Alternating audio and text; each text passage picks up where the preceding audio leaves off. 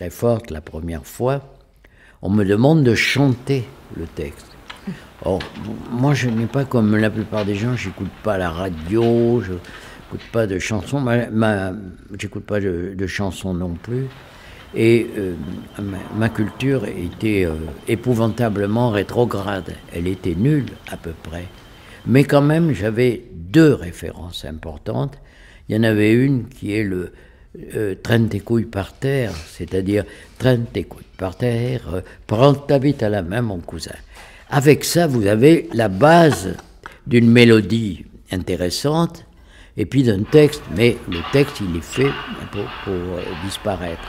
Et puis vous avez aussi les couilles de mon grand-père seront pendues dans l'escalier. Vous avez encore une autre base pour produire une chanson. Et avec ces deux éléments culturels, j'ai produit des textes formidables. Et par la suite, alors je me suis souvenu que j'avais éduqué mes enfants avec ces deux chansons qu'ils aimaient beaucoup. L'un d'eux est d'ailleurs devenu un grand musicien. Je pense que c'est une des influences que j'ai pu avoir sur lui. Et l'autre fils est mélomane. Mais je me souviens, j'avais appris à mes enfants, et je leur disais, j'avais un peu honte évidemment, et je leur disais, avant tout ce qui compte c'est le rythme.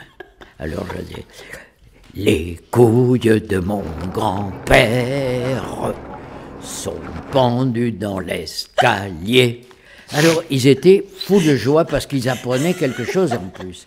Et un jour, ils étaient boy scouts ou je ne sais quoi, ils étaient tout jeunes, ils avaient 8 ans. Passe un autobus qui passe très lentement et moi j'étais sur le bord de la route et j'entends tout l'autobus chanter les couilles de mon grand-père. J'ai dit, c'est mes fils qui ont contaminé tout l'autobus. Qu'est-ce qui va se passer? Eh bien, cet autobus a passé, ses enfants, et il y en avait un de mes fils qui battait la mesure pour exiger le rythme. Eh bien, ils ont appris beaucoup de choses sur la musique.